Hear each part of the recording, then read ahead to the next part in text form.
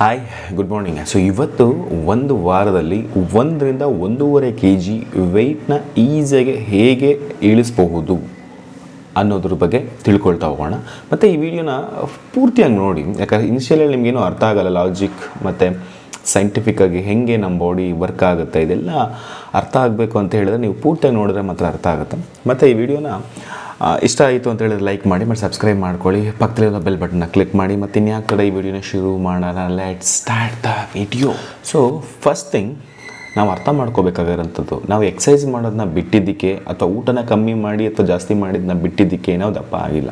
ಯಾಕಂದರೆ ತುಂಬ ಜನ ಎಲ್ಲ ಬರೀ ವಾಕಿಂಗ್ ಮಾಡೋದು, ಜಾಗಿಂಗ್ ಮಾಡೋದು, ಇಲ್ಲ ಟ್ರೆಡ್ಮಿಲ್ ಮೇಲೆ ಓಡೋದು ಅಥವಾ ಊಟ ಕಮ್ಮಿ ಮಾಡೋದು ಹೀಗೆಲ್ಲ ಮಾಡಿ ವೆಯ್ಟ್ನ ಲೂಸ್ ಮಾಡೋಕ್ಕೆ ಟ್ರೈ ಮಾಡ್ತಾ ಇರ್ತಾರೆ. ಕರೆಕ್ಟ್, ವೆಯ್ಟ್ ಕೂಡ ಲೂಸ್ ಆಗುತ್ತೆ, ಬಟ್ ಆ ವೆಯ್ಟ್ ಮತ್ತೆ ಪುಟಾನ ಆಗುತ್ತೆ. ಯಾಕಾಗುತ್ತೆ ಅಂತ ಹೇಳಿದರೆ ನೀವು ಮಾಡ್ತಿರೋವಂಥದ್ದು ಅನ್ಹೆಲ್ತಿ ವೆಯ್ಟ್ ಲಾಸ್. ಸೊ ಅದಕ್ಕೆ ಅದು ಮತ್ತೆ ಪುಟಾನ ಆಗುತ್ತೆ. ಸೊ ಬಾಡಿ ಹೆಂಗೆ ವೆಯ್ಟ್ ಗೇನ್ ಆಗಿರುತ್ತೆ, ನಮ್ಮ ಬಾಡಿ ಇರುವಂಥ ಎಕ್ಸೆಸ್ ಆಫ್ ಕ್ಯಾಲೋರಿ ಅಂದರೆ ಖರ್ಚು ಮಾಡದೆ ಉಳಿದಂತಹ ಕ್ಯಾಲೋರಿ ಅಂದರೆ ನಮ್ಮ ಫುಡ್ಡಿಂದ ಬರುವಂಥ ಎನರ್ಜಿನ ಕ್ಯಾಲೋರಿಯಲ್ಲಿ ಅಳತೆ ಮಾಡ್ತೀವಿ.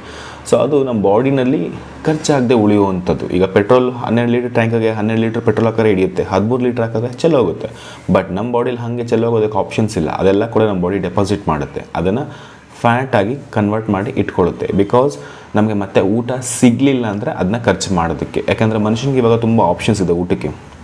ಬಟ್ ಬೈ ನೇಚರ್ ಪ್ರಾಣಿಗಳಿಗೆ ಥರನೇ ಮನುಷ್ಯನೂ ಕೂಡ ಪ್ರಾಣಿಗಳಿಗೆ ಎವ್ರಿ ಟೈಮ್ ಹೆಂಗೆ ಊಟ ಸಿಗೋದಿಲ್ವೋ ಹಾಗೆ ಮನುಷ್ಯನಿಗೂ. ಬಟ್ ಇವಾಗ ನಾವೆಲ್ಲ ಟೆಕ್ನಾಲಜಿ ನಮ್ಮ ಬುದ್ಧಿಯಿಂದ ಅದೆಲ್ಲ ಕಂಡುಕೊಂಡಿದ್ದೀವಿ. ಬಟ್ ನಾರ್ಮಲಾಗಿ ಮನುಷ್ಯನಿಗೂ ಕೂಡ ಸೇಮ್ ಟು ಸೇಮ್ ಫುಡ್ ಸಿಗದೇ ಇದ್ದಾಗ ಬಾಡಿಲಿರುವಂಥ ಫ್ಯಾಟು ಅವನಿಗೆ ಫುಡ್ಡಾಗಿ ಕನ್ವರ್ಟ್ ಮಾಡಿ ಎನರ್ಜಿನ ಪ್ರೊವೈಡ್ ಮಾಡುತ್ತೆ. ಇದು ಸಿಂಪಲ್ ಮೆಕ್ಯಾನಿಸಮ್ ನಮ್ಮ ಬಾಡಿದು. ಹೀಗೆ ನಾವು ತಿನ್ನುವಂಥ ನಾಷ್ಟ, ಮಧ್ಯಾಹ್ನ ಊಟ ಮತ್ತು ಹಗಲಗ್ಲ ತಿನ್ನುವಂಥ ಫುಡ್ ಒಳ್ಳೆಯದಾಗಲಿ ಕೆಟ್ಟದಿಲ್ಲ ಸೆಕೆಂಡ್ರಿ.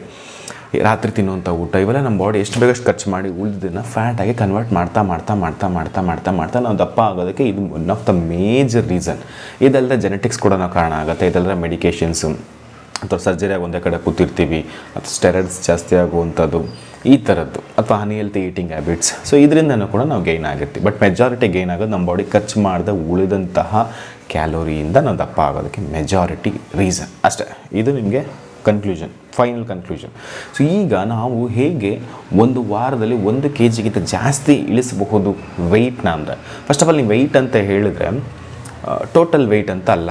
ನಿಮ್ಮ ಬಾಡಿನಲ್ಲಿ ಮೂಳೆ, ಮಾಂಸ, ಕೊಬ್ಬು ಇದು ಮೇಜರ್ ರೋಲ್ನ ಪ್ಲೇ ಮಾಡುತ್ತೆ. ಅದರಲ್ಲಿ ನೀವು ಮೂಳೆನೇನು ಮಾಡೋದಕ್ಕಾಗಲ್ಲ, ಬಟ್ ಮಾಂಸ ಮತ್ತು ಕೊಬ್ಬನ್ನು ಆಟ ಆಡ್ಬೋದು. ಸೊ ಈಗ ಅಟ್ ಪ್ರೆಸೆಂಟು ನಮ್ಮ ಬಾಡಿಗೆ ಎಷ್ಟು ಸಫಿಷಿಯೆಂಟ್ ನ್ಯೂಟ್ರಿಯೆಂಟ್ಸ್ ಬೇಕು, ಮತ್ತು ಅದರಲ್ಲಿ ಇನ್ಕ್ಲೂಡಿಂಗ್ ಪ್ರೋಟೀನ್, ಕ್ಯಾಲ್ಶಿಯಮ್ ಅದೇನೋ ಇದೆಲ್ಲನೂ ಕೂಡ ನಮ್ಮ ಬಾಡಿಗೆ ಸಿಗದೇ ಇರೋದ್ರಿಂದ ಮಸಲ್ ಡ್ರಾಪ್ ಆಗಿರುತ್ತೆ. ಮಾಂಸಖಂಡಗಳು 639 ಟಿಶ್ಯೂಸ್ಗಳಿರುತ್ತೆ ಮಸಲ್ಸ್ದು. ಅದೆಲ್ಲ ಕೂಡ ಎವ್ರಿ ಡೇ ಪ್ರೋಟೀನ್ ರಿಕ್ವೈರ್ಮೆಂಟ್ಸ್ ಇರುತ್ತೆ. ಅಂದರೆ 1 kg ತೂಕಕ್ಕೆ 1 ಗ್ರಾಮ್ ಪ್ರೋಟೀನ್. ಈಗ ನಾನು 80 kg ಇದ್ದೀನಿ ಅಂತ ಹೇಳಿದ್ರೆ 80 ಗ್ರಾಮ್ ಪ್ರೋಟೀನ್ ಮಿನಿಮಮ್ ರಿಕ್ವೈರ್ಮೆಂಟ್ಸ್ ಇರುತ್ತೆ. ಬಟ್ ಕೊಡಲಿಲ್ಲ ಅಂತ ಹೇಳಿದ್ರೆ ಏನಾಗುತ್ತೆ, ನಮ್ಮ ಬಾಡಿಲಿರುವಂತಹ ಮಸಲ್ಸ್ಗಳಿಂದ ನಮ್ಮ ಬಾಡಿ ಅದನ್ನ ಉಪಯೋಗಿಸ್ಕೊಂಡು ಕೂದಲು, ಹಾರ್ಮೋನ್ಸು, ಸ್ಕಿನ್ನು ಮತ್ತು ಈ ಥರ ಬೇರೆ ಬೇರೆ ಕೆಲಸಗಳಿಗೆ ಅದನ್ನ ಉಪಯೋಗಿಸ್ಕೊಡುತ್ತೆ. ಹೀಗೆ ಮಾಡ್ತಾ ಎಲ್ಲ ಖಾಲಿ ಆಗೋದ್ಮೇಲೆ ನಮ್ಮ ಬಾಡಿದು ಮಸಲ್ಸ್ದು ರೇಷ್ಯೋ, ಅದರದ್ದು ಕ್ವಾಂಟಿಟಿ ಬೀಳಲ್ಲ, ಬಟ್ ಕ್ವಾಲಿಟಿ ಬಿದ್ದೋಗುತ್ತೆ. ಸೊ ಯಾವಾಗ ಮಸಲ್ಸ್ದು ಕ್ವಾಲಿಟಿ ಬಿದ್ದೋಗುತ್ತೋ ಸೊ ಆಟೋಮೆಟಿಕ್ಲಿ ಫ್ಯಾಟ್ ರೇಷ್ಯೋ ಜಾಸ್ತಿ ಆಗುತ್ತೆ. ಸೊ ಇದು ನಮ್ಮ ಬಾಡಿಲಿ ಈಗ ಆಗ್ತಾ ಇರೋದು ಸಿಚುವೇಶನ್. ಈಗ ನಾವು ಲೂಸ್ ಮಾಡಬೇಕಾಗಿರೋಂಥದ್ದು ವೆಯ್ಟ್ ಅಲ್ಲ, ಆ ವೆಯ್ಟ್ನಲ್ಲಿ ಕೊಬ್ಬನ್ನು ಕರಗಿಸ್ಬೇಕು ಒಂದು, ಅದೇ ರೀತಿ ಸೈಮಲ್ಟೇನಿಯಸ್ಲಿ ಮಸಲ್ಸ್ನ ಗೇನ್ ಮಾಡಬೇಕು. ಈ ಎರಡನ್ನೂ ಕೂಡ ಒಟ್ಟಿಗೆ ಮಾಡಬೇಕು. ಅದನ್ನೇ healthy weight loss, healthy body transformation ಅಂತ ಕರೆಯೋದು.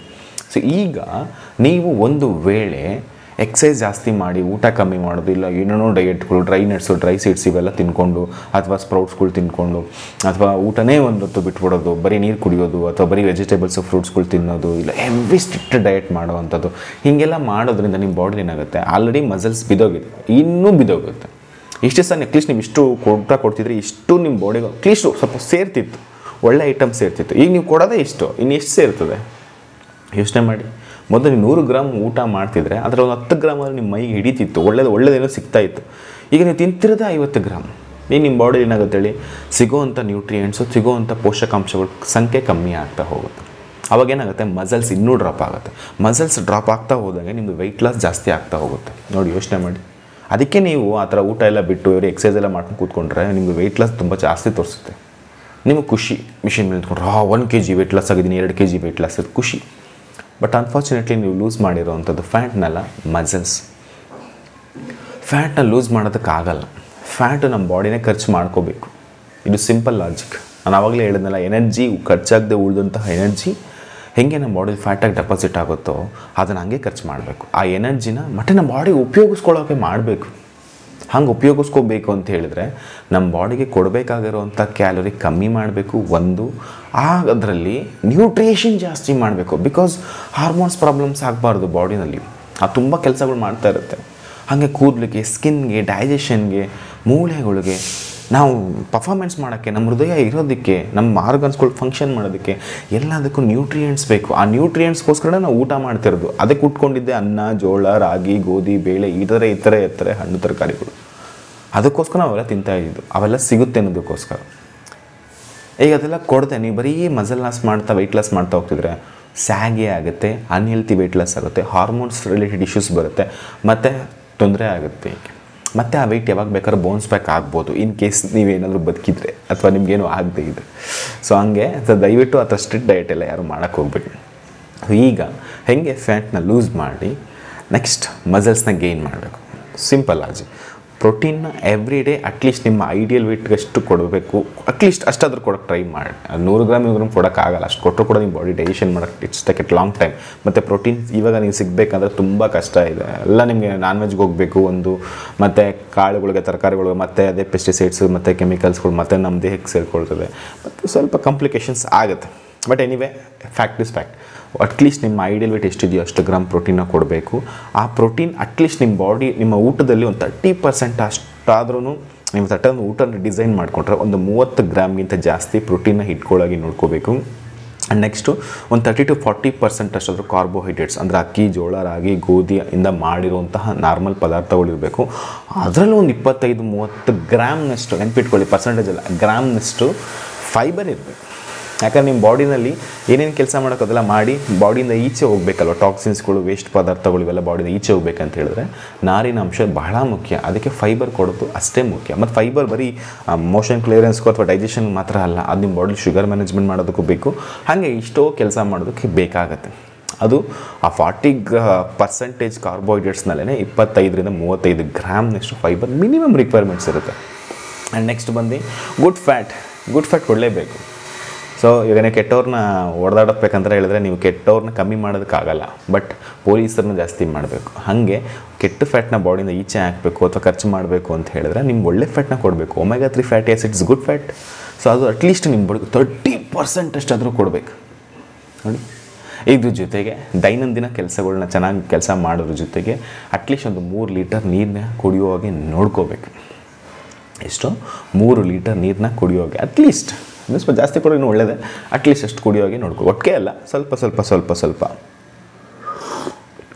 ಆಗಾಗ ಕುಡಿತಾ ಇರೋ ಹಾಗೆ ನೋಡ್ಕೊಳ್ಳಿ. ಆದಷ್ಟು ಈ ಕಾಫಿ ಟೀಯಿಂದ ದೂರ ಇರಿ. ಯಾಕಂದರೆ ಅದು ನಿಮ್ಮ ನಿಜವಾದ ಹಸುವನ್ನು ಹಾಳು ಮಾಡುವಂಥದ್ದು ಕಂಟೆಂಟ್ಸ್ಗಳು ತುಂಬ ಇದೆ.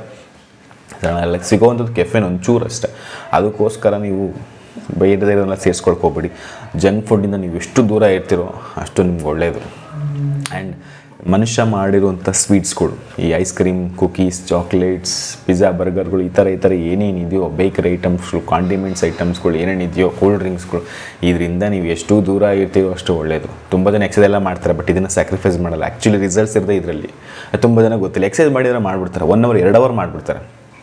ಊಟನ ರೆಡಿ ಮಾಡ್ಕೊಳ್ಳಿ ಅಂದರೆ ಮಾಡಲ್ಲ. ಆ್ಯಕ್ಚುಲಿ ಅದೇ ಇರೋದು. ನಿಮಗೆ ರಿಸಲ್ಟ್ಸ್ ತರಿಸೋದೇ 80 to 90% ನಿಮಗೆ ಡಯಟ್ ಅಂತ ಹೇಳಿದ್ರೆ ಊಟನ ಕಟ್ ಮಾಡೋದಲ್ಲ, ಏನನ್ನ ಕರೆಕ್ಟಾಗಿ ತಿನ್ನಬೇಕು ಅದನ್ನು ತಿನ್ನೋದು. ಬಟ್ ತುಂಬ ಜನ ಇದನ್ನು ಮಿಸ್ಟೇಕ್ ಮಾಡಿ ಏನೇನೋ ಮಾಡೋಕ್ಕೆ ಹೋಗ್ತೀರ, ಅದು ಇನ್ನೇನೋ ಆಗುತ್ತೆ. ರೈಟ್? ಆ್ಯಂಡ್ ನೆಕ್ಸ್ಟ್ ಬಂದು ನಿಮ್ಮ ದಿನನಿತ್ಯದ ಊಟನ ಅಟ್ಲೀಸ್ಟ್ 4 ಟೈಮ್ ನೀವು ತಿಂತಾಯಿದ್ರೆ ಅದನ್ನ 3 ಟೈಮಿಗೆ ಬನ್ನಿ. 3 ಟೈಮ್ ತಿಂತಿದ್ರೆ ಅಟ್ಲೀಸ್ಟ್ ಒಂದು 2 ಟೈಮ್ಗಾದ್ರು ಬನ್ನಿ. ಅಟ್ಲೀಸ್ಟ್ ದಿನದಲ್ಲಿ 1 ಸಲ ಆದ್ರೂ ಕೂಡ ಬೇಯಿಸದೆ ಇರುವಂತಹ ಆಹಾರ ಪದಾರ್ಥಗಳನ್ನ ಕನ್ಸ್ಯೂಮ್ ಮಾಡಿದ್ರೆ ನಿಮ್ಮ ಆರೋಗ್ಯಕ್ಕೂ ಒಳ್ಳೆಯದು. 2 ಸಲ ಮಾಡಿದ್ರೆ ನಿಮ್ಮ ಆರೋಗ್ಯಕ್ಕೆ ತುಂಬ ಒಳ್ಳೆಯದು. ಅದಕ್ಕೆ ಎವ್ರಿ ಡೇ ಕನ್ಸ್ಯೂಮ್ ಮಾಡ್ತಿರೋವಂಥದ್ದು shake. So it's a healthy nutrition.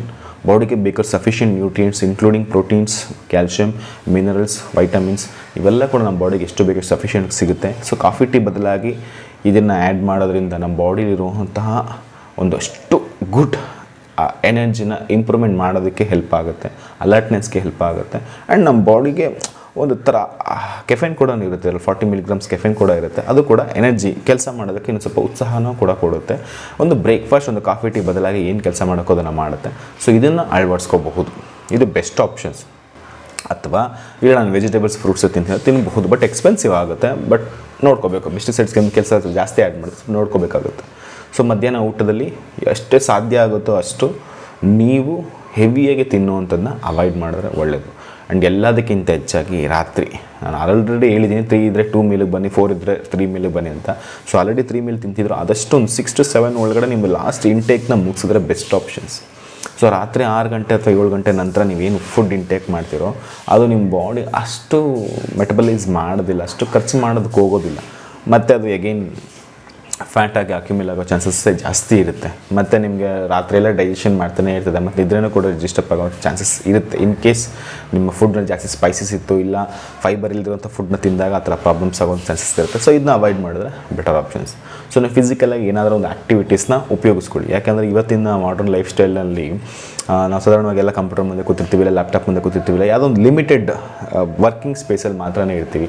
But ಎಲ್ಲ ಕಡೆ ನಾವು ಓಡಾಡ್ತಾ ಇರಲ್ಲ. ಸೊ ಹಂಗಾಗಿ ನೀವು ಆ ಥರ ಕ್ಯಾಟಗರಿ ಜನ ಆಗಿದ್ದರೆ, ಸೊ ನೀವು ಯಾವುದಾನ ಒಂದು ಸ್ಪೋರ್ಟ್ಸ್ನಲ್ಲೋ ಅಥವಾ ಒಂದು ವರ್ಕೌಟ್ ಸೆಷನ್ಸ್ನಲ್ಲೋ ಅಥವಾ ಯಾವುದಾನ ಜಿಮ್ಗೋ ಯಾವುದಾನ ಒಂದನ್ನು ನೀವು ಚೂಸ್ ಮಾಡಬಹುದು. ಫಿಟ್ನೆಸ್ ಪರ್ಪಸ್ಗೋಸ್ಕರ, ನಾಟ್ ವೆಯ್ಟ್ ಲಾಸ್. ಫಿಟ್ನೆಸ್ನ ಮೇಂಟೈನ್ ಮಾಡೋಕ್ಕಷ್ಟೇ ನಿಮ್ಮ ಈ ಏನು ಜುಂಬಾಗಳು, ಯೋಗಗಳು, ಸ್ಪೋರ್ಟ್ಸ್ ಡಿಪಾರ್ಟ್ಮೆಂಟ್ಗಳು ಏನಿದೆಯೋ ಇದೆಲ್ಲ ಫಿಟ್ನೆಸ್ ಕ್ಯಾಟಗರಿ. ಎಲ್ಲೂ ಕೂಡ ವೆಯ್ಟ್ ಲಾಸ್ ಅಂತ ಎಲ್ಲೂ ಮಾಡಿಲ್ಲ, ವೆಯ್ಟ್ ಗೇನ್ ಅಂತ ಎಲ್ಲೂ ಮಾಡಿಲ್ಲ.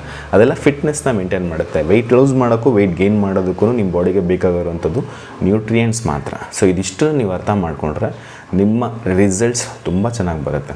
ಸೊ ಲಾಸ್ಟ್ ಸಮ್ಮರಿ ಇಷ್ಟೇ, ಎವ್ರಿ ಡೇ ನೀವು ಮಸ್ಟ್ ಆ್ಯಂಡ್ ಶುಡ್ 3 to 3.5 ಲೀಟರ್ಸ್ನ ನೀರು ಕುಡಿಯೋಗೆ ನೋಡ್ಕೋಬೇಕು, ಬ್ಯಾಲೆನ್ಸಾಗಿ ನೋಡ್ಕೋಬೇಕು. ಆ್ಯಂಡ್ ಸೆಕೆಂಡ್ ಥಿಂಗ್, ನೈಟ್ ಹೊತ್ತು ಅಟ್ಲೀಸ್ಟ್ ಒಂದು 7 to 8 hours ನಿದ್ದೆ ಮಾಡೋಗಿ ನೋಡ್ಕೊಳ್ಳಿ. ಒಂದು main thing. Third point, at least ನೀವು ಯಾವುದನ್ನ ಸ್ಪೋರ್ಟ್ಸ್ ಆ್ಯಕ್ಟಿವಿಟೀಸ್ನಲ್ಲಿ ಅಥವಾ ವರ್ಕೌಟ್ ಆ್ಯಕ್ಟಿವಿಟೀಸ್ನಲ್ಲಿ ಪಾರ್ಟಿಸಿಪೇಟ್ ಮಾಡೋದನ್ನ ಪ್ರಾಕ್ಟೀಸ್ ಮಾಡ್ಕೊಳ್ಳಿ. ಅದು ನಿಮ್ಮ ಫಿಟ್ನೆಸ್ನ ಮೇಂಟೈನ್ ಮಾಡೋಕ್ಕೆ, ನಿಮ್ಮ ಫ್ಲೆಕ್ಸಿಬಿಲಿಟಿನ ಮೇಂಟೈನ್ ಮಾಡೋಕ್ಕೆ ಹೆಲ್ಪ್ ಆಗುತ್ತೆ. ಆ್ಯಂಡ್ ಫೋರ್ತ್ ಒಂದು ಬಂದು ನಿಮ್ಮ ಮೈಂಡ್ಸೆಟ್, ನಿಮ್ಮ ಪಾಸಿಟಿವ್ ಮೈಂಡ್ಸೆಟ್. ಸೊ ಇದು ತುಂಬ ಇಂಪಾರ್ಟೆಂಟ್. ನಿಮ್ಮ ವೆಯ್ಟ್ ಲಾಸ್ ಸಡನ್ಲಿ ಒಂದೇ ಸಲ 5 kg 6 kg ಒಂದು ತಿಂಗಳಿಗೆ ಇಳಿಸ್ಬೇಕಂದ್ರೆ ಸ್ವಲ್ಪ ಇದು ಲಾಂಗ್ ಪ್ರೋಸೆಸ್. ಒಂದು ತಿಂಗಳು, ಒಂದು 30 ದಿವಸ ಅನ್ನೋದು ತುಂಬ ದೊಡ್ಡದು. ಸೊ ಅದು 24 ಗಂಟೆ ಇಂಟು 30. ಸೊ ಇಷ್ಟು ಗಂಟೆಗಳು, ಇಷ್ಟು ನಿಮಿಷಗಳು, ಇಷ್ಟು ಸೆಕೆಂಡ್ಸ್ಗಳಿರುತ್ತೆ. ಇದೆಲ್ಲ ಕೂಡ ನಿಮ್ಮ ಮೈಂಡ್ ತುಂಬ ನಿಮಗೆ ಕಂಟ್ರೋಲಲ್ಲಿ ಇರಬೇಕಾಗುತ್ತೆ. ಸೊ ಕ್ರೇವಿಂಗ್ಸ್ಗಳು, ಅನ್ಹೆಲ್ತಿ ಕ್ರೇವಿಂಗ್ಸ್ಗಳೆಲ್ಲ ಆಗುತ್ತೆ. ಮನೆಗೆ ಗೆಸ್ಟ್ಗಳೆಲ್ಲ ಏನಾದರೂ ತೊಗೊಂಬಂದು ಕೊಡ್ತಾ ಇರ್ತಾರೆ, ಅಥವಾ ನಿಮ್ಮ ಮನೇಲೆ ಏನೋ ಇರ್ತದೆ, ಇಲ್ಲ ಹಬ್ಬದ ಆಫರ್ಗಳು ಇರ್ತದೆ, ಅಥವಾ ಹಬ್ಬದ ಅಡುಗೆಗಳು ಇರುತ್ತೆ, ಇಲ್ಲ ಫಂಕ್ಷನ್ಸ್ಗಳಿರುತ್ತೆ. ಇದನ್ನೆಲ್ಲ ನೀವು ಎಷ್ಟು ಸಾಧ್ಯ ಆಗುತ್ತೋ ಅಷ್ಟು ಕಟ್ ಮಾಡಿದ್ರೆ ಬೆಟರ್ ಆಪ್ಷನ್ಸ್. ಒಂದು 3 months ನಿಮ್ಮ ಬಾಡಿ ಫೋಕಸ್ ಮಾಡ್ಕೊಳ್ಳಿ ಟ್ರಾನ್ಸ್ಫಾರ್ಮೇಷನ್ಗೋಸ್ಕರ. Okay, in the last 5th pillar ಬಂದು ನ್ಯೂಟ್ರಿಯೆಂಟ್ಸ್. ನಿಮ್ಮ ಇಡೀ ಬಾಡಿಗೆ ನೀವು ನ್ಯೂಟ್ರಿಷನ್ನಿಂದನೇ ರನ್ ಆಗೋದು. ಎಲ್ಲನೂ ಕೂಡ ನೀವು ತಲೆ ಕೂದಲಿಂದ ಹಿಡಿದು ಕಾಲಿನ ಬೆರಳಿನ ಉಗುರಿನವರೆಗೂ ಕೂಡ ನಿಮ್ಮ ಇಡೀ ಬಾಡಿ ಫಂಕ್ಷನ್ ಆಗೋದು, ನೀವು ಬದುಕಿರೋದೇ ಕೂಡ ನಿಮಗೆ ಬೇಕಾಗಿರೋಂಥ ಸಫಿಷಿಯೆಂಟ್ ನ್ಯೂಟ್ರಿಯೆಂಟ್ಸ್ನ ನೀವು ಎವ್ರಿ ಟೈಮ್ ಕೊಡ್ತಾ ಇರೋದ್ರಿಂದನೇ ಕೊಡಲೇಬೇಕು. ಅದು ಕೊಡಲಿಲ್ಲ ಅಂದ್ರೇ ಡಿಫಿಷಿಯನ್ಸಿ ಆಗೋದು, ಕೊಡಲಿಲ್ಲ ಅಂದ್ರೇ ಬೇರೆ ಬೇರೆ ಸಮಸ್ಯೆಗಳು ಶುರುವಾಗೋದು, ಕೊಡಲಿಲ್ಲ ಅಂದ್ರೇ ಇವಾಗೆಲ್ಲ ಇತ್ತೀಚೆಗೆ ಕಾಯಿಲೆಗಳು ಬರ್ತಿದೆ, ಇವೆಲ್ಲ ಜಾಸ್ತಿನೇ ಆಗ್ತಾಯಿತ್ತು. ಆವಾಗೆಲ್ಲ ಆಗಿನ ಕಾಲದಲ್ಲ ಅವೆಲ್ಲ ಸಿಗ್ತಾಯಿತ್ತು, ನ್ಯಾಚುರಲ್ ಸಿಗ್ತಾಯಿತ್ತು. ಬಿಕಾಸ್ ಕೆಮಿಕಲ್ಸ್ ತುಂಬ ಕಡಿಮೆ, ಕೃಷಿ ಭೂಮಿ ಜಾಸ್ತಿ ಇತ್ತು, ಕೃಷಿ ವ್ಯವಸಾಯ ಮಾಡೋವಂಥವ್ರ ಸಂಖ್ಯೆ ಜಾಸ್ತಿ ಇತ್ತು. ನಮಗೆ ಏನೇನು ಬೇಕಾಗಿತ್ತು ಕಮ್ಮಿ ಸಿಕ್ಕಿದ್ರು ಕೂಡ ನೀಟಾಗಿ ಸಿಕ್ಕಿದ್ದು, ಅಚ್ಚುಕಟ್ಟಾಗಿರ್ತಿತ್ತು. ಬಟ್ ಇವಾಗ ಕೃಷಿ ಮಾಡೋರ ಸಂಖ್ಯೆ ತುಂಬ ಕಡಿಮೆ, ದಿನ ದಿನ ಕಮ್ಮಿ ಆಗ್ತಾ ಇದೆ. ಕೃಷಿ ಭೂಮಿ ಕೂಡ ಇವಾಗೆಲ್ಲ ಲ್ಯಾಂಡು, ಬಿಡಿ ಅದು ಏನೇನೋ ಹಾಗೆ ಅದು ಆ್ಯಡ್ ಮಾಡಿ ಇಡ್ತಾ ಇದ್ದಾರೆ, ರೋಡ್ಗಳೆಲ್ಲ ಮಾಡಿ ಏನೋ ಮಾಡ್ತಿದ್ದಾರೆ. ಕೃಷಿ ಮಾಡೋರ ಸಂಖ್ಯೆನೂ ಕೂಡ ಫ್ಯೂಚರಲ್ಲಿ ಕಮ್ಮಿ ಆಗ್ತಾ ಹೋಗುತ್ತೆ. ಬಟ್ ಜನಸಂಖ್ಯೆ ಯಾವತ್ತು ಕಮ್ಮಿ ಆಗಲ್ಲ, ಜಾಸ್ತಿನೇ ಆಗ್ತಾ ಹೋಗುತ್ತೆ. ಬಟ್ ಇಷ್ಟು ಜನಸಂಖ್ಯೆಗೆ ಇರುವಂಥ ಇಷ್ಟು ಭೂಮಿಯಿಂದ ಎಲ್ಲಿಗೆ ಫಸಲು ಬರುತ್ತೆ ಯೋಚನೆ ಮಾಡಿ. ಸೊ ಇದು ನಿಮಗೆ ಕೆಮಿಕಲ್ಸು ಪೌಡ್ರು ಆಗೋದಾದರೆ ಅದೆಲ್ಲ ಏನು, ಮತ್ತು ಇಷ್ಟು ನಾವು ತಿಂತಾ ಇರೋದಲ್ಲ ಏನು? ವಿತೌಟ್ ಕೆಮಿಕಲ್ಸ್, ವಿತೌಟ್ ಪೆಸ್ಟಿಸೈಡ್ಸ್ ನಾವು ಯಾವ ಬೆಳೆನೂ ತಿನ್ನೋಕ್ಕಾಗಲ್ಲ, ಯಾವ ಒಂದು ಹಣ್ಣು ಬರಲ್ಲ, ಯಾವ ಒಂದು ತರಕಾರಿನೂ ಬರಲ್ಲ. ಪ್ರೆಸೆಂಟ್ ಸಿಚುವೇಷನ್ಸ್ನಲ್ಲಿ ನೀವೇನಾದರೂ ನಿಮ್ಮ ಮನೆಯಲ್ಲೇ ಬೆಳೆಸ್ಕೊಂಡು ನೀವೇನಾದ್ರೂ ತಿಂದರೆ ಒಂದಾಯಿತು. ಬಟ್ ಪ್ರಾಕ್ಟಿಕಲಿಟಿ 0. ಪ್ರಾಕ್ಟಿಕಲಾಗಿ ಯೋಚನೆ ಮಾಡಿ, ರೈಟ್? ನೀರು ಕೂಡ ಇವಾಗ ನ್ಯಾಚುರಲ್ ಇಲ್ಲ, ಎಲ್ಲ RO UV ಎಲ್ಲ ಬಂದು ಅದು ಹೋಯ್ತು. ಹಂಗಾಗಿ ಸೊ ಯೋಚನೆ ಮಾಡಿ. ಸೊ ನಿಮ್ಮಲ್ಲಿ ಯಾರಿಗಾದ್ರೂ ಕೂಡ ಹೆಲ್ತಾಗೆ ಟ್ರಾನ್ಸ್ಫಾರ್ಮೇಷನ್ ಆಗಬೇಕು ಅಂದರೆ ಖಂಡಿತ ಕಾಂಟ್ಯಾಕ್ಟ್ ಮಾಡಿ. ಸೊ ಸ್ಕ್ರೋಲಿಂಗೆಲ್ಲ ನಂಬರ್ ಇರುತ್ತೆ, ಆಮೇಲೆ ಡಿಸ್ಕ್ರಿಪ್ಷನ್ ಕೂಡ ನಂಬರ್ ಇರುತ್ತೆ. ಸೊ ಖಂಡಿತ ಕಾಂಟ್ಯಾಕ್ಟ್ ಮಾಡಿ. ನಿಮ್ಮ ಬಾಡಿ ಟ್ರಾನ್ಸ್ಫಾರ್ಮೇಷನ್ ಮಾಡೋದಕ್ಕೆ, ನಿಮ್ಮ ಹೆಲ್ತಿಯಾಗಿ ವೆಯ್ಟ್ ಮ್ಯಾನೇಜ್ಮೆಂಟ್ ಮಾಡೋಕ್ಕೆ ಖಂಡಿತ ನಿಮಗೆ ಗೈಡ್ ಮಾಡ್ತೀನಿ. Okay, thank you so much. Bye bye.